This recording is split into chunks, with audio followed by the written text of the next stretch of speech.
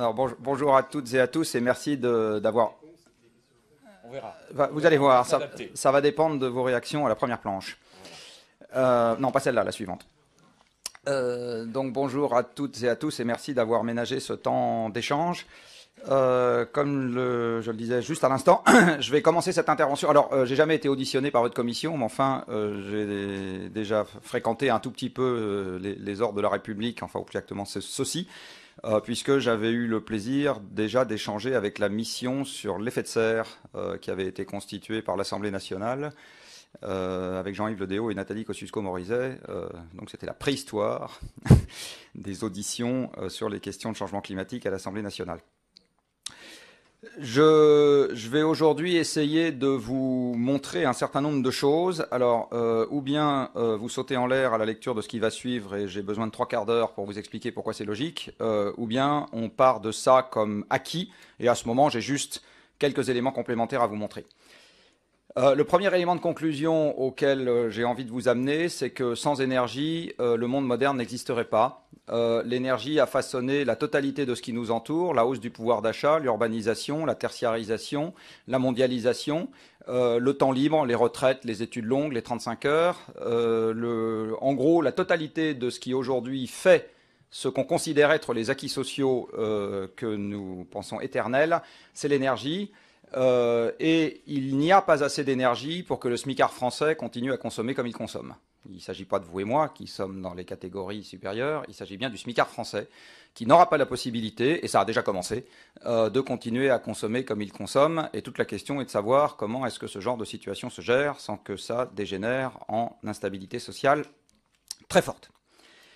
La deuxième chose que je souhaite vous dire, c'est que en première approximation, j'ai de très belles courbes pour le montrer, le PIB mondial ne dépend que de l'énergie disponible. Donc, dit autrement, si l'énergie disponible se met à être contrainte, et il ne s'agit pas de prix, il s'agit de volume, alors le PIB se met à être contraint. Et en fait, c'est très exactement la raison pour laquelle M. Sarkozy s'est trompé quand il a annoncé la hausse du pouvoir d'achat en 2007 et M. Hollande s'est trompé quand il a annoncé le retour de la croissance en 2012. Ils ont tous les deux fait la même erreur. Ils ont pensé que leur volonté était plus forte que la physique. Malheureusement, la physique est plus forte que leur volonté. Et donc, il n'y aura plus de croissance à partir de maintenant en Europe. En règle générale, on sera dans un monde sans croissance. Une année sur deux, la récession. Une année sur deux, un petit rebond. C'est tout simplement lié au fait que l'approvisionnement énergétique en Europe est déjà contraint. Je commence par la conclusion. Après, vous verrez si vous avez besoin des explications intermédiaires. En Europe, à cause des contraintes qui pèsent dès à présent sur l'approvisionnement en gaz et en pétrole, qui représentent en gros les 2/3 de l'énergie consommée en Europe. Et oui, la présentation peut circuler, il n'y a pas de problème.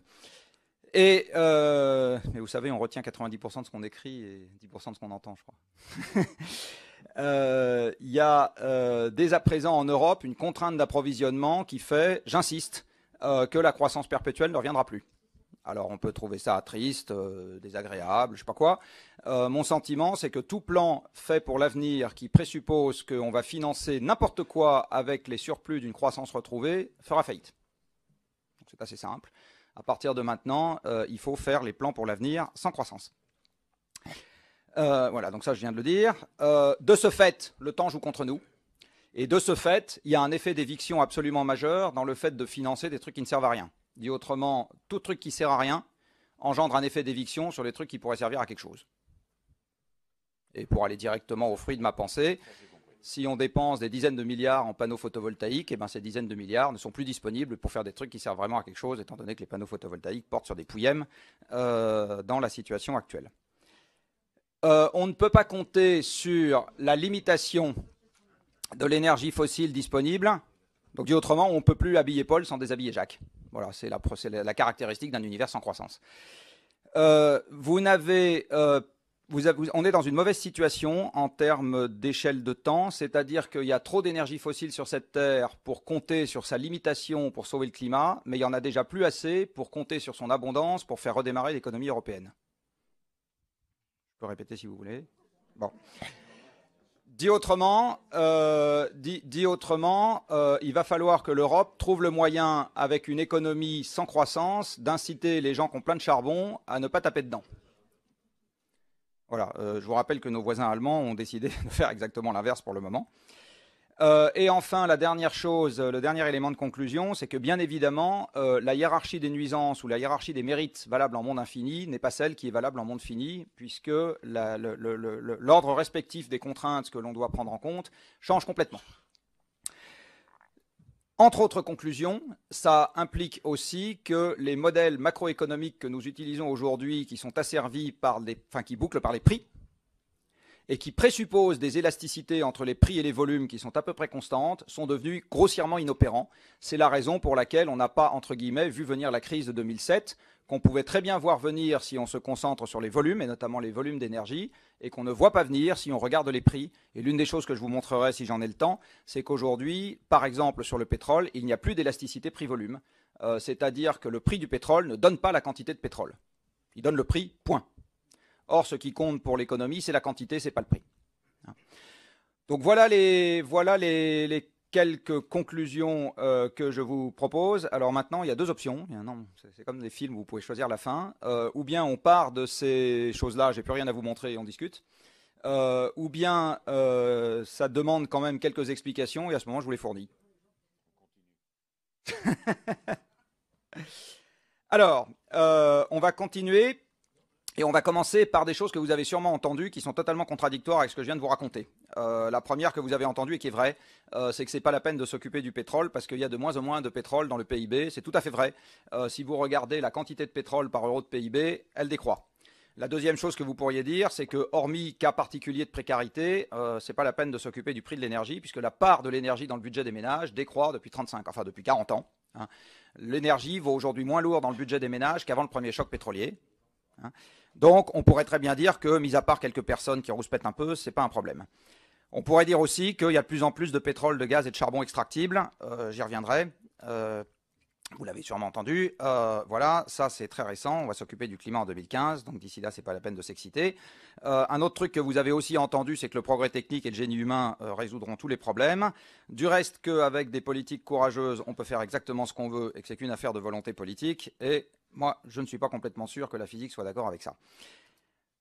On va revenir à la physique pour le début de cette intervention, pour rappeler quelque chose que certains dans cette salle connaissent probablement. Alors, je suis désolé, ce que je vais dire maintenant est probablement des redites pour certains et des découvertes pour d'autres. Je ne sais pas faire autrement, parce que le niveau de connaissance préalable sur le sujet que je vais traiter est devenu très hétérogène. Donc c'est très difficile de faire un truc qui convienne à tout le monde. Donc je vais simplement rappeler que l'énergie, par définition en physique, caractérise le changement d'état d'un système. L'énergie, avant d'être des kilowattheures sur une facture, c'est une grandeur physique, et c'est la grandeur physique qui caractérise le changement d'état d'un système. Donc elle obéit à des lois, qui sont des vraies lois, dit autrement, qui ne souffrent pas d'exception. Alors, qu'est-ce que ça veut dire que l'énergie caractérise le changement d'état d'un système? Ça veut dire que dès que le monde change, de l'énergie intervient. Vous pouvez le voir dans un certain nombre de modifications qui sont courantes autour de vous. Par exemple, un changement de température fait intervenir de l'énergie, un changement de vitesse fait intervenir de l'énergie. Dit autrement, vous ne pouvez pas faire changer un objet de vitesse sans que de l'énergie entre en jeu. Vous ne pouvez pas faire changer la forme d'un objet sans que de l'énergie entre en jeu. Vous ne pouvez pas modifier une composition chimique sans que de l'énergie entre en jeu. Vous ne pouvez pas déplacer un corps dans un champ avec lequel il interagit sans que de l'énergie entre en jeu. Vous ne pouvez pas changer une composition atomique sans que de l'énergie entre en jeu. Et vous ne pouvez pas faire interagir de la matière et du rayonnement. Alors là, je vous ai montré la version agréable à partir du 1er juillet. Il y a une version plus courante tous les jours, c'est le four à micro-ondes. À chaque fois, de l'énergie entre en jeu. Dit autrement, là où l'économiste va mesurer la transformation avec des euros de valeur ajoutée, du moins quand il s'agit d'une activité économique des hommes, le physicien, lui, il verra des kilowattheures. Pas de transformation sans kilowattheures. Jamais. Du coup, pas d'énergie propre, puisque l'énergie s'est transformée, et la transformation ne peut pas être propre. La propreté, c'est laisser les choses en l'état. L'énergie, c'est fait pour ne pas laisser les choses en l'état. Donc l'énergie propre, ça n'existe pas. Ce qui peut exister, c'est de l'énergie utilisée dans des quantités telles que les avantages surpassent les inconvénients. Ça oui, l'énergie propre, ça n'existe pas. Pas plus verte que rose, que violette à paillettes du reste. Ce que je vous ai dit tout à l'heure sur le fait que l'énergie a structuré notre monde moderne réside en totalité dans le petit calcul d'ordre de grandeur que je vais vous montrer maintenant. Si on suppose qu'on transpose l'hémicycle à Chamonix et que vous montez tous les matins sur le Mont Blanc pour vous mettre en appétit, tous les matins, c'est pas facile, vous allez voir, ça fait pas beaucoup d'énergie. Eh bien, en montant sur le Mont Blanc, si je l'ai fait, il y a longtemps, En montant sur le Mont Blanc, eh bien, l'énergie mécanique que vous allez restituer avec vos jambes est de l'ordre d'un demi-kilowattheure. Donc vous voyez, ce qu'un être humain peut fournir avec ses muscles en une journée de transpiration assez significative, on est d'accord? Eh bien, c'est de l'ordre d'un demi-kilowattheure d'énergie mécanique. Si vous faites intervenir vos bras, vous êtes à 10 fois moins. Et le 10 fois moins, c'est de l'ordre de 5 mètres cubes de terre remonté d'un mètre. Vous pouvez essayer. Ça fait un bel exercice et de belles ampoules. Dit autrement, quelqu'un de très bien entraîné qui est capable de faire ce genre de plaisanterie un jour sur deux, eh bien, à la fin de l'année, il aura été capable de fournir avec ses muscles de l'ordre de 100 kWh d'énergie mécanique. Donc retenez cette équivalence. Un être humain égale 100 kWh d'énergie mécanique fournie en un an, maximum. Raisonnons un tout petit peu économie. Si vous prenez pour ça quelqu'un qui est payé au SMIC en France, vous allez payer votre kilowattheure d'énergie mécanique quelques centaines à quelques milliers d'euros. Avant l'avènement de l'énergie fossile, la capacité de transformation du monde des hommes valait, entre guillemets, des centaines ou des milliers de fois plus cher que ce que les machines nous permettent de faire aujourd'hui. Exactement. Alors, prenons un esclave, ce qui n'est pas politiquement correct, mais ce qui a été un fait. C'est moins cher, mais c'est quand même plus cher que l'énergie. C'est moins cher, mais c'est quand même plus cher que l'énergie. Il faut le nourrir, il faut l'empêcher de mourir, il faut l'acheter, etc. Rien que ça vous coûte quelques euros par jour. Et le salariat découle de l'énergie abondante. Sans énergie abondante, on aura de nouveau des tensions sociales très fortes. Dans un litre d'essence, vous avez de l'ordre de 10 kWh d'énergie, ce qui veut dire que ça vous permet d'avoir de l'énergie mécanique pour 1000 à 10 000 fois moins cher que le coût du travail en Occident. Tout réside là-dedans. La hausse du pouvoir d'achat, l'industrialisation, etc., et y compris aussi la tertiarisation des emplois, ce que je vais vous montrer après. Voilà comment a évolué la quantité d'énergie consommée par personne à la surface de la planète depuis un siècle et demi. Vous voyez qu'en 1860, le terrien ordinaire, il avait à peu près 1500 kWh d'énergie par an, et c'était surtout de l'énergie thermique, charbon et bois, pardon. Donc ça lui servait à se chauffer, un peu au début de la métallurgie, un peu au début des transports, bateaux à vapeur, trains. Et puis au fil du temps, cette quantité d'énergie est progressivement montée à 20 000 kWh par personne et par an, extraite de l'environnement, dans lequel vous voyez petit a que le charbon n'a jamais décru. Le charbon reste une énergie très consommée par personne dans le monde, et on verra après pourquoi. Et aucune énergie n'en a cannibalisé une autre de manière massive. Aucune. Le pétrole est venu se rajouter sur le charbon, le gaz sur le pétrole et le charbon, etc. Et ce qui excite tant nos amis journalistes, là vous savez, l'éolien, le biogaz, le photovoltaïque, la géothermie, etc., c'est le petit machin bleu que vous avez tout en haut. C'est ça, là. D'accord ? Mais vous verrez après. Donc pour le moment, on parle de trombone. Il est... Non, parce que là c'est très partagé cette affaire-là. C'est assez indépendant de la couleur politique. Donc on parle d'un sujet sérieux là, s'il vous plaît. Donc quelques pourcents de décroissance par an. Bah, le nucléaire, c'est un plus gros machin. Quelques pourcents de décroissance. Et pour répondre directement à cette question, si vous pensez que ça jouera jamais aucun rôle, alors les nombres font que ça en jouera encore moins. Quelques pourcents de décroissance de ça ou ça par an. S'il vous plaît. L'énergie, c'est des règles de 3. Hein. Donc quelques pourcents de décroissance de ça ou ça par an auront énormément de mal à être compensés par la croissance de ce truc-là. Énormément. C'est une affaire de règle de 3. Hein. Alors, pourquoi est-ce que le charbon n'a jamais décru dans le monde? Tout simplement parce que les 2/3 du charbon mondial aujourd'hui servent à produire de l'électricité. Et vous verrez un peu plus tard que le premier mode de production d'électricité dans le monde, c'est le charbon.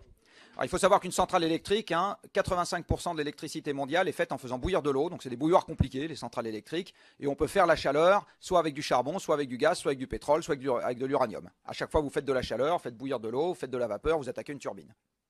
Toujours pareil. Et dans tous les cas de figure, vous avez besoin d'une source froide, puisque vous avez une machine de Carnot à chaque fois. Hein. Donc les 2/3 du charbon mondial, c'est de l'électricité. Le pétrole, c'est l'énergie des transports. Et donc, ce n'est pas le même usage que l'électricité. Ce que vous voyez ici, et retenez ce pourcentage parce que ça expliquera mon lien énergie-PIB et pourquoi à partir de maintenant, il n'y aura plus de croissance. Plus de 2,5% sur l'approvisionnement énergétique par personne pendant plus d'un siècle, pendant lequel nous avons structuré les infrastructures, les villes, changé l'agriculture, fait les industries, etc. Hein, bâti les systèmes sociaux qui vont dessus. plus 2,5% par an.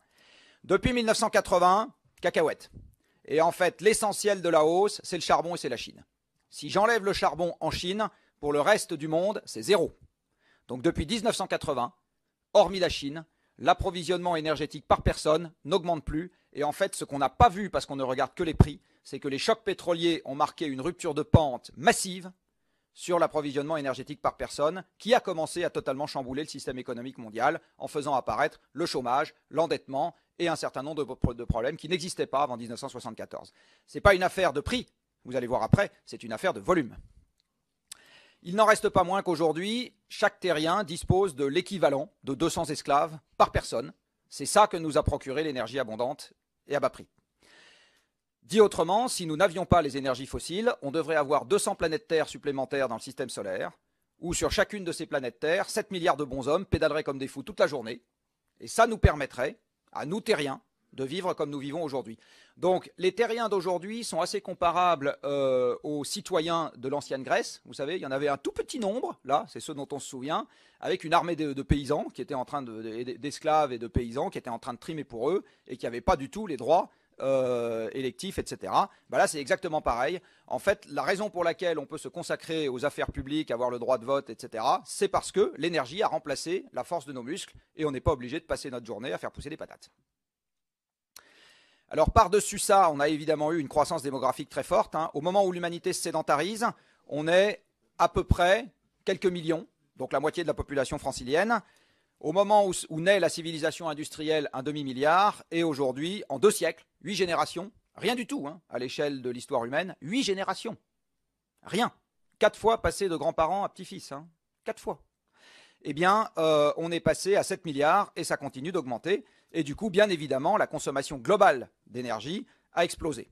80% de cette consommation sur Terre est le fait de combustibles dits fossiles, c'est-à-dire que c'est des restes de vie anciennes, fougères au carbonifère pour le charbon, 300 millions d'années, algues et plancton pour le gaz et le pétrole. Même l'électricité est massivement fossile. Vous avez ici la production électrique mondiale en 1973 et en 2007, exprimée en milliards de kilowattheures électriques, donc en térawattheures, milliards de kilowattheures.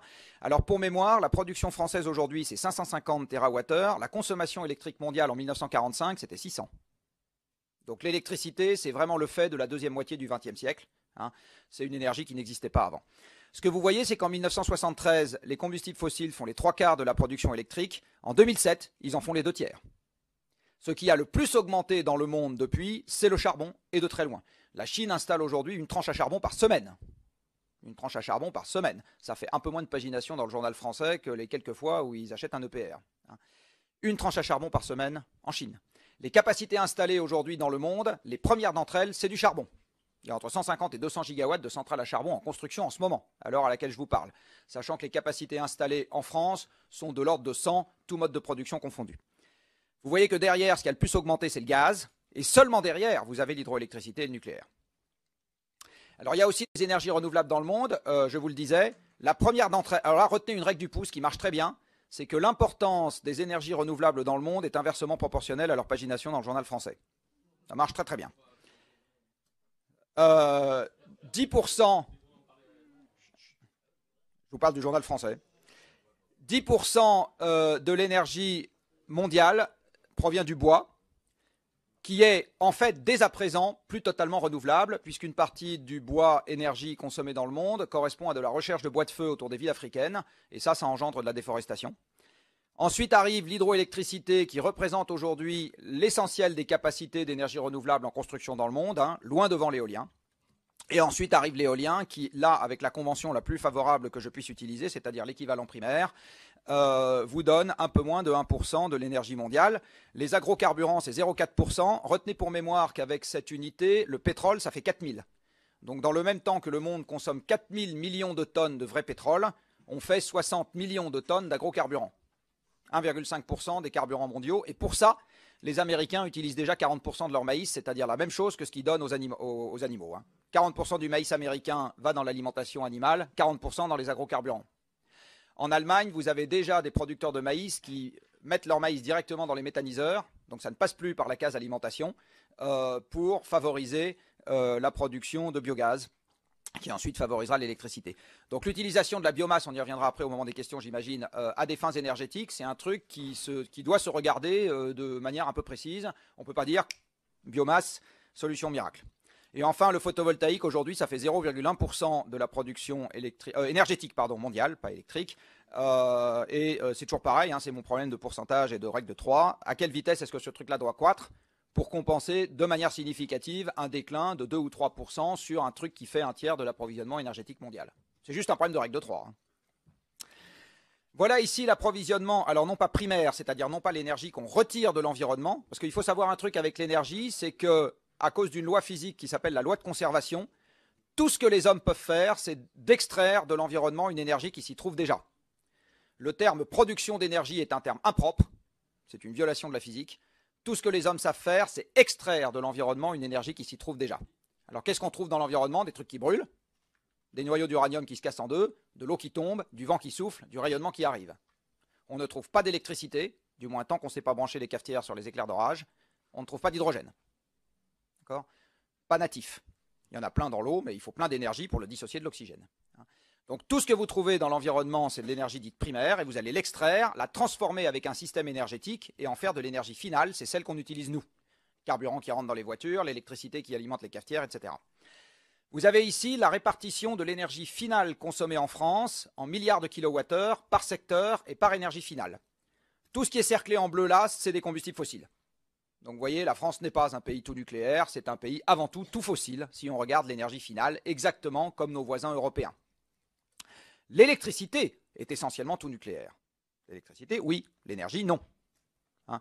Alors les journalistes font souvent la confusion entre les deux parce qu'on aime bien parler de ce qu'on voit. Et en France, ce qu'on voit, c'est des centrales électriques. On ne voit pas de puits de pétrole, on ne voit pas de puits de gaz.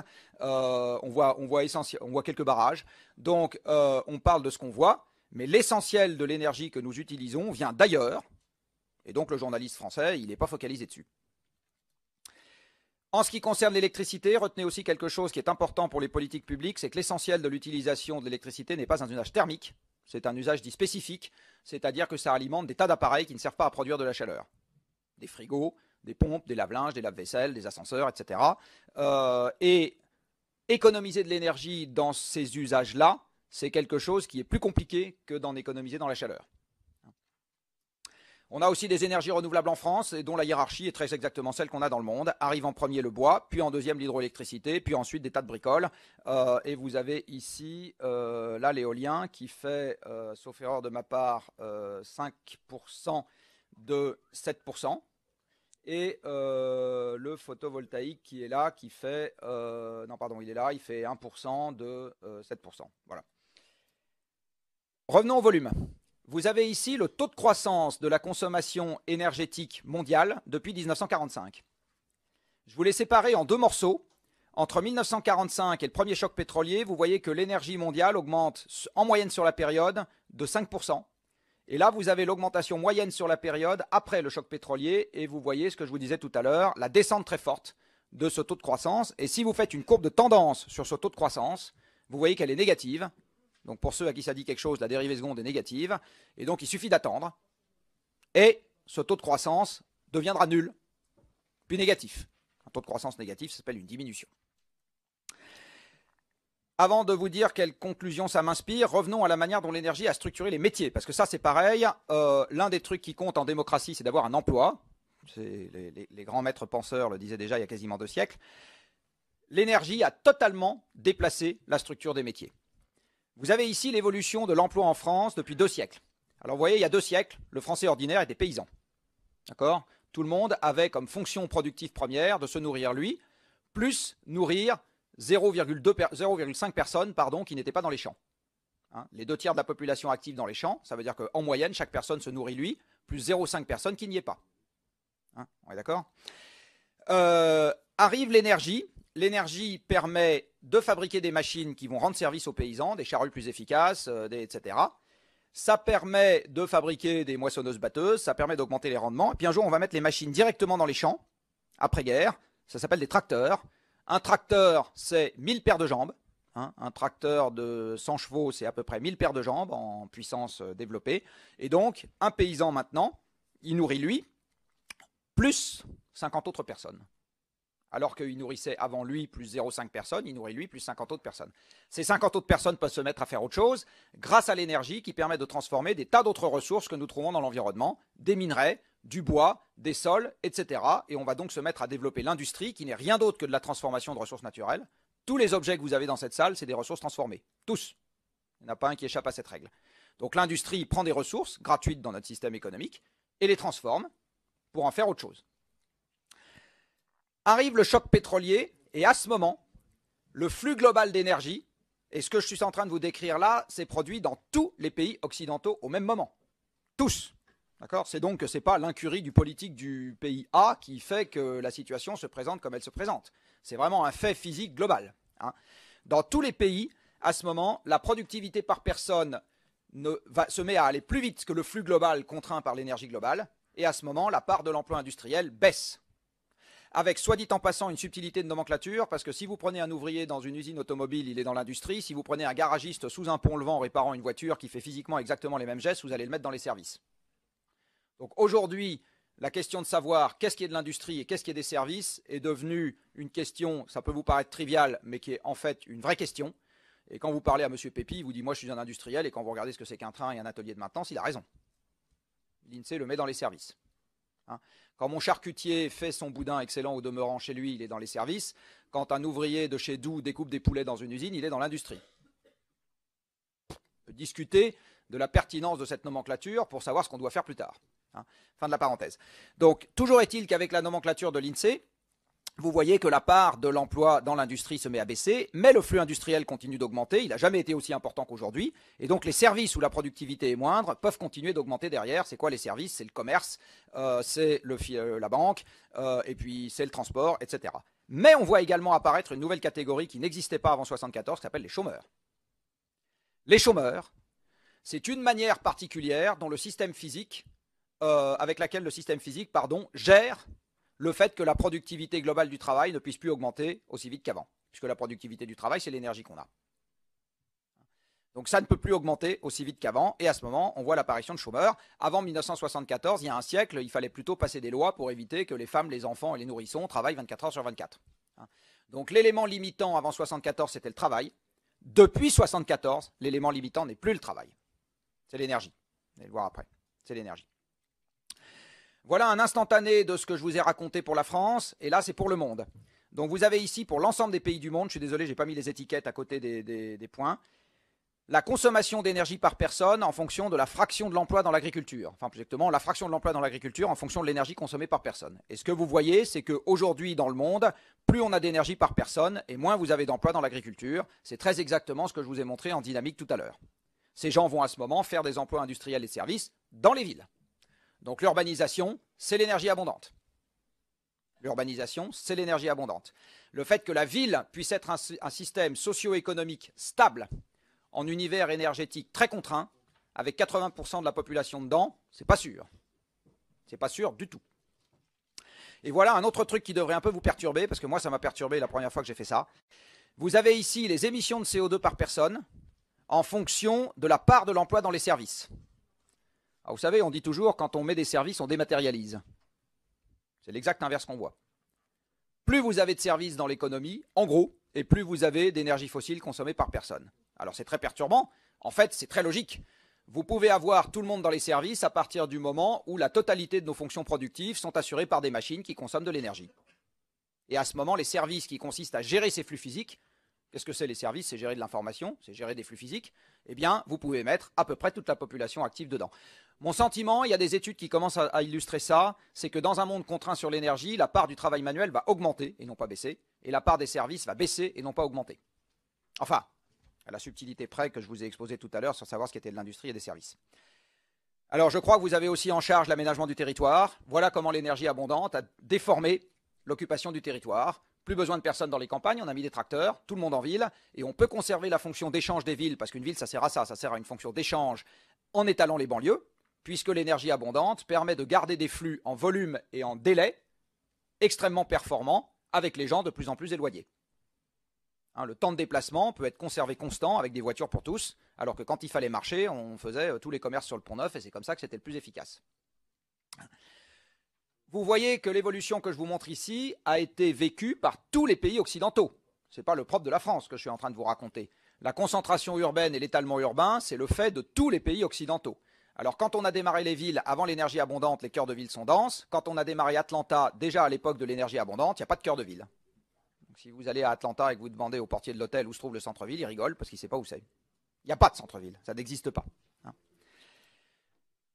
Revoici maintenant l'évolution de l'énergie consommée dans le monde depuis 1965, mais cette fois-ci, je vous montre ça sous un autre angle. Vous avez en bleu les pays de l'OCDE, et vous voyez que les pays de l'OCDE sont déjà en approvisionnement décroissant, mais ça commence à décroître. Et ici, vous avez les pays dits émergents, chez qui, au contraire, l'approvisionnement continue à croître, et au sein de ces pays émergents, vous avez la Chine, où l'approvisionnement croît extrêmement fort. Maintenant, regardons l'évolution du PIB de ces pays. Voilà le PIB en dollars constants des pays de l'OCDE depuis 1960. Et vous voyez qu'on vit depuis 2007, et vous verrez après pourquoi à cause du pétrole, un épisode inédit, il n'y a plus de croissance. Il n'y a plus de croissance. Alors je ne sais pas combien de temps ça va durer, je vous ai dit tout à l'heure, je pense que ça va durer un certain temps. Il n'y en a plus. À cause de raisons énergétiques. Par contre, chez les autres, là, ça continue. Voilà la France, c'est pareil, plus de croissance en monnaie constante, et c'est ce que je vous disais tout à l'heure. Sarkozy a promis un truc qui ne pouvait pas tenir pour des raisons physiques, et Hollande a promis un truc qui ne pourra pas tenir pour des raisons physiques. Et ils font tous la même erreur dans tous les pays, dans toutes les démocraties. Hein, donc c'est pas. Alors, voilà le système économique sur lequel on raisonne pour promettre la croissance du pouvoir d'achat. C'est le système économique que vous avez appris à l'école. Le super quelque chose change en fonction du contexte. Hein. Je vous précise que je n'ai rien contre M. Draghi ni contre M. Hérault.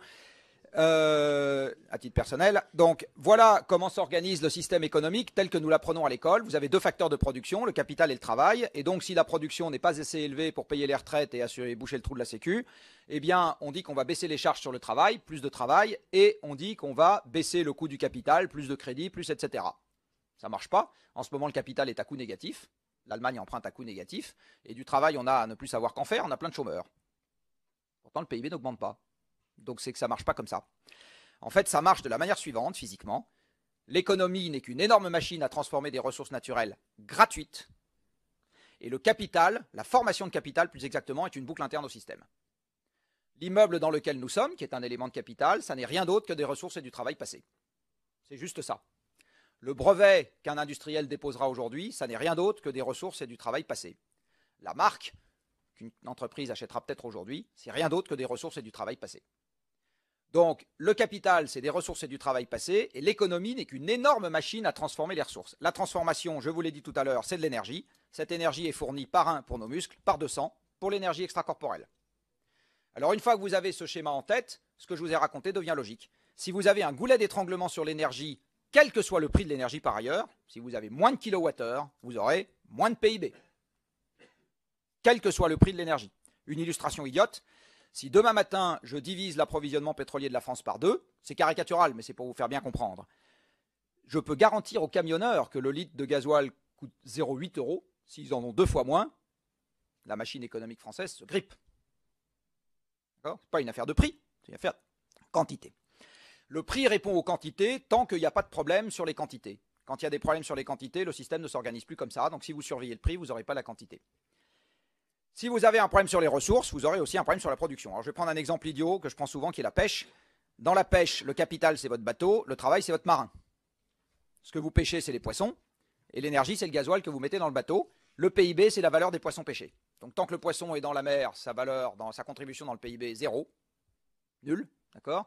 C'est 15 milliards d'années d'évolution qui a fait le patrimoine génétique des poissons et qui a fait l'océan, qui permettent aux poissons d'arriver tout seul dans la mer sans qu'on lui demande rien. Gratuit ça, gratos, pas un centime.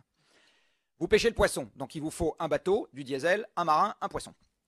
Si vous n'avez plus de diesel, je ne sais pas s'il y a un député du Guilvinec ici, faire avancer le chalutier du Guilvinec avec les haram, compliqué. Plus de diesel, plus de poisson, plus de PIB. Donc vous aurez vos marins, votre travail, vous aurez votre capital, votre bateau, pas de PIB. Si vous avez votre marin, votre diesel, votre bateau, pas de poisson, pas de PIB. D'accord? Donc le système économique aujourd'hui n'est encore une fois qu'une énorme machine à transformer des ressources qui ne sont nulle part dans les indicateurs économiques, dont la formation, dont le coût de formation n'est nulle part dans les indicateurs économiques que nous utilisons. En tant que les ressources sont immenses par rapport à notre activité, c'est une bonne convention. L'approximation au premier ordre, quand le stock est immense et notre prélèvement tout petit, c'est de ne pas s'emmerder avec le niveau du stock. Mais aujourd'hui, notre activité est devenue très significative par rapport au niveau du stock, et ne pas surveiller le niveau du stock nous conduit à des erreurs majeures. Alors vous savez, quand un ingénieur a des théories fumeuses, il faut qu'il les passe au banc d'essai. Vous avez ici un graphique qui vous donne pour le monde dans son ensemble la consommation d'énergie depuis 1965 et la variation du PIB depuis 1965. D'aucuns, voyant cette courbe avant l'exposé qui a précédé, pourraient me dire « ça ne me dit pas où est la poule et l'œuf », ce qui est tout à fait vrai. Par contre, si vous savez que le système s'organise comme ça, alors vous devez logiquement trouver quelque chose comme ça. D'accord ? C'est logique. C'est logique. Voilà une autre manière de présenter la même chose. Vous avez ici, de 1965 à 2011, un point par année. En abscisse, vous avez la consommation d'énergie mondiale. En ordonnée, vous avez le PIB mondial. Alors vous voyez, dis-moi combien d'énergie tu consommes, je te dirai combien tu fais de PIB. C'est simple. Pas la peine de s'emmerder à faire mésange ou je sais pas quoi. Très simple. Par contre, ce n'est pas une affaire de prix. Vous avez ici le PIB mondial en fonction du prix du baril depuis 1960. Pourquoi le prix du baril? Parce que les 3/4 du prix payé pour l'énergie, c'est du pétrole. Et par ailleurs, le prix du pétrole, sauf le gaz aux États-Unis pour les années récentes, a servi le prix des autres énergies. Il a servi le prix du gaz dans toutes les autres régions du monde et il a servi le prix du charbon. Vous voyez là-dessus que de 1965 à ici, on est en 74, le prix du baril baisse légèrement avec un PIB qui monte, puis le prix du baril augmente violemment avec un PIB qui monte, puis il baisse violemment avec un PIB qui monte, puis le PIB monte avec un prix du baril à peu près constant, puis le PIB monte avec un prix du baril qui augmente fortement, etc. Il n'y a pas de lien entre le PIB mondial et le prix du baril. Il y a un lien entre l'endettement français et le prix du baril que je vous montrerai juste après. Mais il n'y a pas de lien entre le PIB mondial et le prix du baril. C'est juste un transfert de rente. C'est juste un transfert de rente. D'accord ? Donc régler le problème énergétique en attendant que le prix de l'énergie monte tout seul, c'est accepter que la rente parte chez les producteurs d'hydrocarbures. C'est juste ça. C'est juste ça. D'accord ? Évidemment, nous, ça ne fera pas nos affaires. Alors voilà ce qu'on paye aux producteurs d'hydrocarbures depuis 20 ans. Il y a moins d'argent en jeu, vous allez voir. Voilà ce qu'on paye aux producteurs d'hydrocarbures depuis 20 ans en milliards de dollars constants. C'est pour l'Europe dans son ensemble. Vous voyez que la facture pétrolière européenne, pétro-gazière, a été multipliée en gros par 10 en l'espace d'une dizaine d'années. L'essentiel, c'est du gaz, un peu du pétrole. Et vous savez probablement que quand un pays a un déficit commercial structurel, ça se traduit par une augmentation de l'endettement. On emprunte l'argent qui sert à payer les fournisseurs, hein, c'est exactement ça. Vous avez ici un calcul qui a été fait où vous avez, depuis 1993, ici la facture cumulée de pétrole et de gaz importés que nous avons en France et ici l'endettement, l'augmentation de l'endettement de l'État français. Alors vous allez me dire, la France est un pays latin, tenu n'importe comment, avec des pignoufs qui ne savent pas compter. Allons voir un pays sérieux qui s'appelle l'Allemagne. Voilà l'histoire pour l'Allemagne. Donc ce n'est pas une affaire de couleur politique. Ça serait simple si c'était une affaire de couleur politique. C'est une affaire physique structurelle, pilotée par des systèmes dans lesquels le pas de temps, c'est le demi-siècle. Hein? Autant vous dire qu'on n'est pas sorti de l'auberge. Et je vais finir avec ça, puisque je vois que le temps s'écoule et qu'il y a des impatients, pour vous dire pourquoi à partir de maintenant, on va être en récession de manière structurelle, je pense, en Europe. Prenons le PIB mondial, que dans ma grande sagesse, je déclare égal à lui-même. J'espère qu'on sera d'accord jusque-là. Je vais multiplier à droite et diviser par l'énergie. Et là, je fais apparaître un terme qui s'appelle l'efficacité énergétique du PIB. Dit autrement, c'est combien d'euros de valeur ajoutée je peux créer avec 1 kWh de changement physique. Donc, je change le monde, ça a de la valeur pour moi. Je transforme du minerai en couteau, je ne sais pas quoi, je fais n'importe quoi.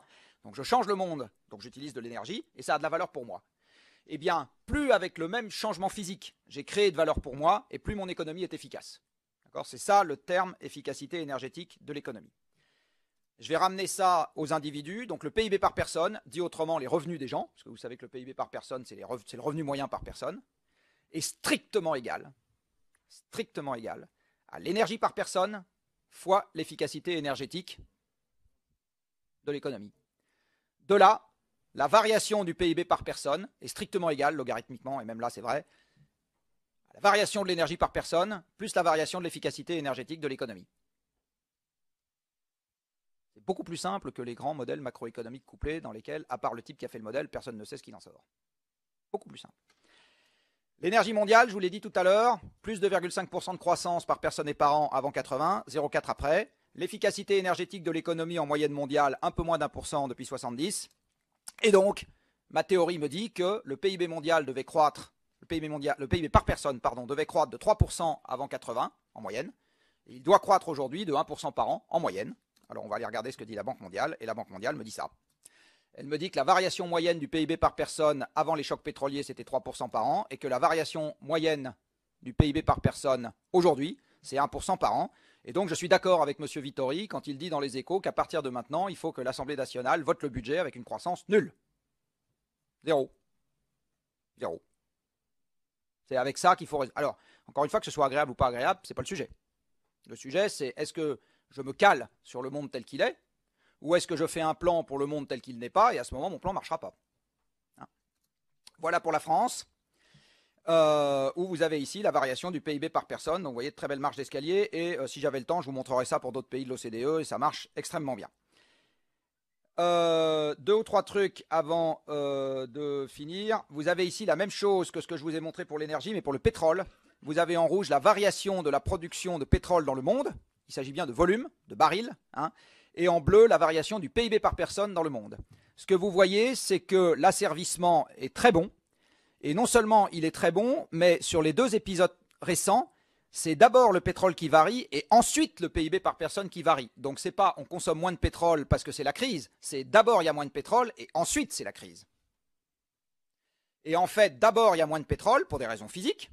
Vous allez voir après que ce n'est pas le prix qui fait l'extraction. Et une fois que vous avez moins de pétrole, vous avez notamment moins de transport, donc un système qui se freine un peu, et à ce moment vous avez moins de PIB. Le choc pétrolier est une conséquence du fait que comme le pétrole est vendu sur un marché, instantanément son prix augmente, mais ça n'est pas la diffusion du choc pétrolier dans l'économie qui fait baisser le PIB mondial, puisque je vous ai montré tout à l'heure qu'il n'y avait pas de lien entre le prix du pétrole et le PIB mondial. Ça change instantanément l'allocation des rentes, donc ça fait la fortune de l'Arabie Saoudite et ça fait le malheur de l'Europe, ça c'est vrai. Mais mondialement, ça ne change pas grand-chose. Le prix, c'est le volume qui change. Vous voyez, variation sur le volume, variation sur le PIB. Et en ce qui concerne la production mondiale de pétrole, eh bien, on y reviendra au moment des questions. Voilà où on en est. Voilà une projection sur la production mondiale de pétrole sur 2 siècles. Vous voyez, on voit large. Et nous sommes là. Donc on y est à quelques années près, 5 ans, give or take some, hein, on est à 5 ans. La question que tout le monde se pose est celle du prix, mais je vous ai dit, à mon avis, ce n'est pas la question. Alors, un petit zoom sur l'Europe pour finir. Vous avez ici le pétrole à disposition de l'Europe. Alors, vous voyez le pétrole de la mer du Nord, c'est en rose. Rappelez-vous qu'entre 2000 et 2008, le prix du pétrole a très fortement augmenté et la production de la mer du Nord a très fortement baissé. Donc, l'idée que quand le prix du pétrole augmente, on en trouve plus, on en extrait plus, etc., ça se discute. Vous voyez également que l'Europe a perdu 10% de son pétrole depuis 2006, donc ça date d'avant le Grenelle de l'environnement, le fait qu'on consomme de moins en moins de pétrole. Et ça va continuer. Et ça va continuer. Et ça va continuer, j'insiste. Pour le gaz, voici un pronostic central fait par Total qui montre que la production mondiale de gaz pourrait plafonner vers 2025, nonobstant le développement des gaz non conventionnels dans le monde. Nonobstant le développement des gaz non conventionnels dans le monde, dont je vous montre en passant à quoi ça ressemble, un champ de gaz non conventionnel. Voilà, j'ai quelques doutes quant au fait qu'on puisse mettre ça dans les Cévennes et dans le bassin parisien.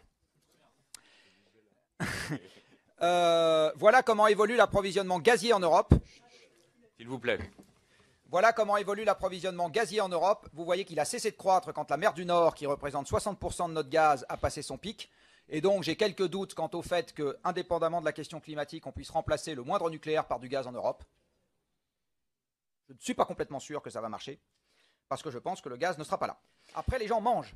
Alors là, vous avez essentiellement des gaz hors CO2. Vous avez le méthane du cheptel bovin, le protoxyde d'azote de l'utilisation des engrais. Et ce que vous voyez ici, c'est que l'alimentation, c'est 2,5 tonnes équivalent CO2 par personne et par an. C'est plus que le chauffage des logements. C'est plus. Là-dedans, la viande représente 40%. Et en fait, si je fais viande et laitage, je suis à 50%. Dit autrement, le fait qu'on ait envie de manger des animaux, c'est la moitié de notre empreinte carbone. Il faut savoir qu'en France, 70% de la SAU, en gros de la surface agricole utile, est dévolue à l'alimentation des animaux, tous les pâturages et la moitié des surfaces céréalières. Hein? Donc le fait qu'on ait envie de manger des animaux pèse lourd dans l'empreinte carbone des Français. Ensuite, vous avez ici l'achat des biens manufacturés hors alimentation. Donc là-dedans, vous allez trouver vos petites cuillères, vos machines à café, vos chaussettes, vos chemises, vos chaussures, les automobiles quand vous en achetez, les agendas, etc. Enfin, absolument tous les produits manufacturés qu'on peut acheter, vos lunettes, sont là-dedans. Ce que vous voyez ici, c'est que la fabrication, pas l'utilisation, la fabrication de l'engin que mon voisin est en train de consulter ou de l'ordinateur que je suis en train d'utiliser, c'est un coup bas, hein, je suis d'accord. Oui, j'y reviendrai. La fabrication de l'électronique utilisée par les particuliers. Donc là-dedans, il n'y a pas les ordinateurs des entreprises. Hein. Donc les écrans de télévision et les ordinateurs des particuliers, aujourd'hui, c'est 1/3 de l'empreinte carbone des achats de produits manufacturés. 1/3. Entre 1990 et 2010, l'empreinte carbone des Français a augmenté de plus de 10%. L'électronique grand public en représente les 2/3 au bas mot. D'accord ? Donc penser que les technologies de l'information dématérialisent la société, pour le moment, c'est totalement faux. Ça, c'est des usages qui sont venus se rajouter en plus des bagnoles et du chauffage des logements et qui ont rajouté des émissions et qui n'en ont pas supprimé. Ça, c'est pareil, entre 1990 et 2010, la part qui a augmenté là-dessus, c'est essentiellement l'avion.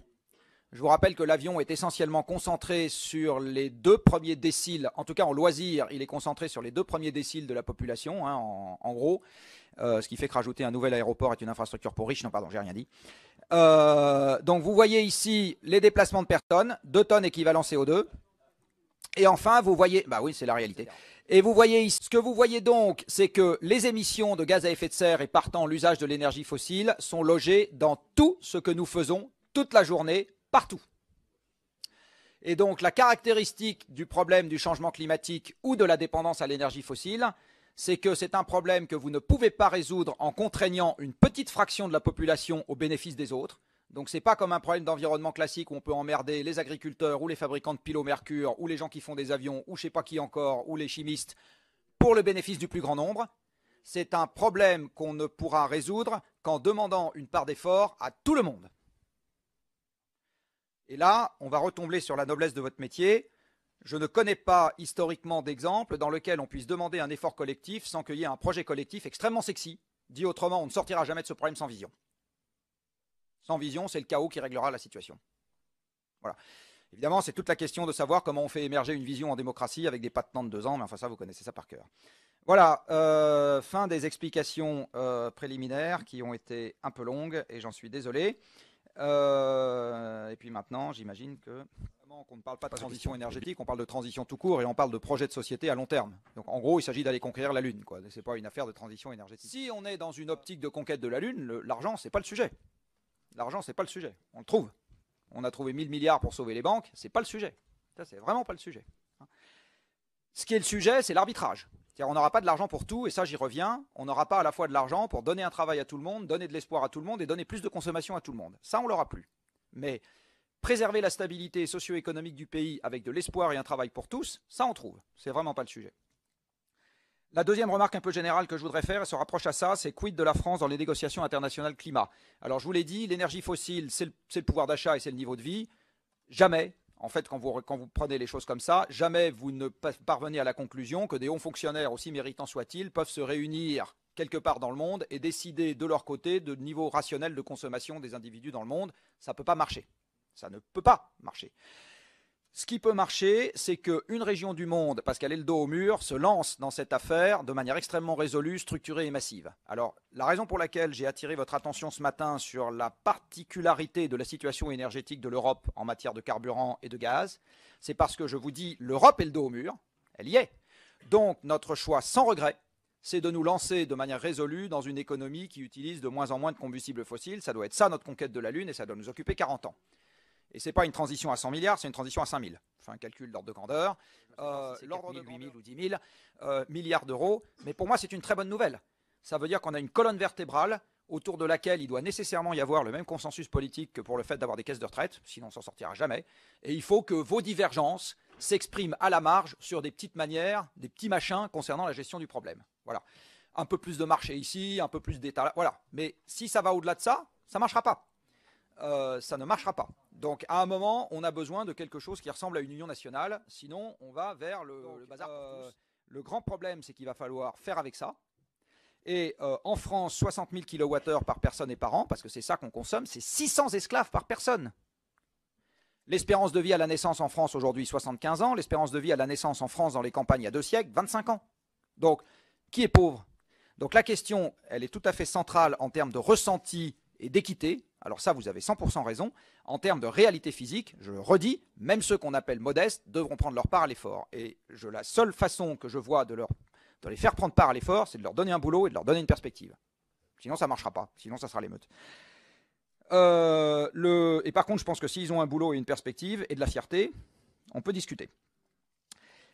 Question de la fiscalité qui a été posée aussi sur la taxe carbone. Alors la taxe carbone a un principe très simple, je taxe plus l'énergie, je détaxe le travail. C'est très simple, hein. Le travail ne fait pas de changement climatique et il permet de résoudre le chômage. Le carbone est importé, il faut en l'air la balance commerciale et il faut en l'air le climat. Je déplace la fiscalité, c'est aussi simple que ça. Il ne s'agit pas d'en faire quelque chose de punitif, il s'agit d'en faire quelque chose qui guide.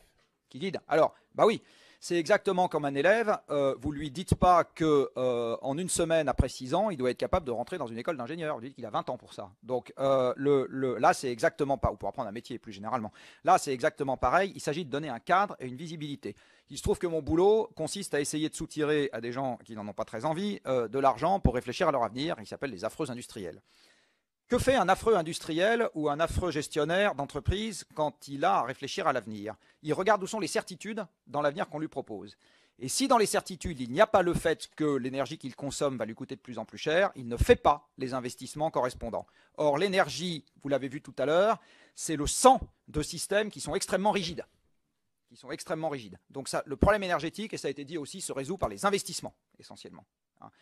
C'est monstrueusement capitalistique de faire de l'efficacité énergétique. Monstrueusement capitalistique. Il faut changer les procédés industriels, il faut changer les bâtiments, il faut changer les infrastructures de transport. Il n'y a rien de plus, changer les bateaux. Il n'y a rien de plus capitalistique que l'efficacité énergétique. Donc si on ne donne hors des investissements, vous avez besoin de visibilité pour avoir envie de les faire. Donc si on ne donne pas un cadre de visibilité à l'économie sur le prix, sur l'externalité de l'inconvénient, et ça renvoie à la finitude du monde, il faut mettre ça sous forme d'externalité dans l'économie, mais ça ne fait pas un projet de société, c'est un outil. Si on ne donne pas un prix aux externalités dans lequel l'industriel a de la visibilité, à ce moment, il reste assis sur sa chaise. Et c'est très exactement pareil pour les particuliers. Regardez la manière dont le différentiel essence-gazole a déformé le parc automobile en France en 30 ou 40 ans. Ça joue un rôle majeur à long terme, ce genre de signaux. Ça joue un rôle à court terme, jamais. À long terme, ça joue un rôle. Alors évidemment, c'est toute la difficulté du métier que vous faites. Vous êtes jugé sur des résultats à 3 ans quand le remède que vous proposez va en produire à 30. C'est pour ça que je disais, si on ne crante pas dans la population des consensus sur ce genre de sujet qui dépassent les clivages partisans, on aura le bordel. Excusez-moi, on aura le bordel. C'est que si on reste sur la ligne de pente en ce qui concerne les combustibles fossiles, on enchaînera des récessions en étant complètement désemparés face à ce qui nous arrivera. Voilà ce qui va se passer.